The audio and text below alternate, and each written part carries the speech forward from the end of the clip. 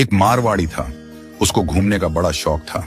अब वो घूमते घूमते एक ऐसे राज्य में चला गया जहां पर क्या था, हर 5 साल में राजा चुना जाता था, पर चुनाव का तरीका अनोखा था। एक हाथी आता, सूंड में माला लेकर, और सबके बीच घूमता था। जिसके गले में वो माला डाल देता वही राजा बनता था। अब क्या हुआ, हाथी आया माला लेकर, थोड़ी देर इधर उधर देखा और जाकर माला इस मारवाड़ी के गले में डाल दी। मारवाड़ी हैरान, अरे भाई, मैं तो घूमने वाला आदमी हूं, ये कहां फंसा दिया। खैर, उसे राजा बना दिया गया, सिंहासन पर बिठाया गया। राजपुरोहित आया, तिलक करते हुए शर्तें सुनाने लगा। भैया, आपको 5 साल के लिए राजा बनाया जा रहा है, लेकिन 5 साल पूरे होते ही आपको यहां से सैकड़ों किलोमीटर दूर एक उफनती नदी के किनारे छोड़ दिया जाएगा। उस नदी में घड़ियाल हैं, मगरमच्छ हैं, जिनकी वजह से आप नदी पार नहीं कर सकते। अगर किसी तरह पार कर भी गए तो उसके बाद आएगा एक गहरा जंगल जिसमें हिंसक जानवर और खतरनाक राहें हैं। वहां आप जानो और आपकी किस्मत।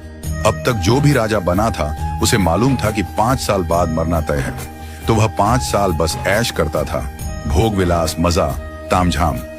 लेकिन यह मारवाड़ी अलग निकला। उसने सोचना शुरू किया, अब मुझे 5 साल बाद क्या करना है। राज्य की जो भी आमदनी आती थी उसमें से 51% जनता की भलाई में लगाने लगा, और बचे हुए 49% से उसने अपने आगे की प्लानिंग की।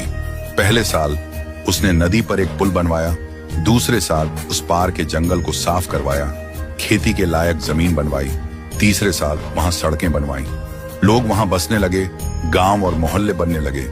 चौथे साल एक छोटा सा महल बनवाया जहां वह आगे जाकर रह सके।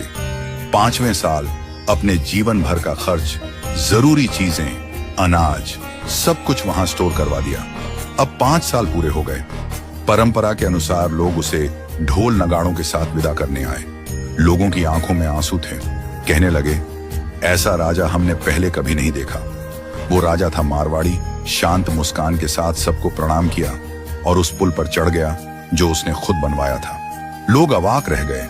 हजारों राजा आए गए, मारे गए, लेकिन ये पहला राजा था जो भवसागर को पार कर गया। कथा का संदेश, हम सभी इस धरती पर सीमित समय के लिए आए हैं। ये जीवन 5 सालों की तरह है। जो इस समय को मौज में घंवा देता है वो अंत में उस भवसागर में गिरता है जहां मगरमच्छ, घड़ियाल, दुख और पीड़ा है। लेकिन जो जीवन का उपयोग अच्छे कर्मों, जनसेवा और प्रार्थना में करता है वो इस जीवन से परे उस पार पहुंच जाता है। तो आज ही से भवसागर पार करने के लिए अपना पुल बनाना शुरू कीजिए, ताकि जब आपका कार्य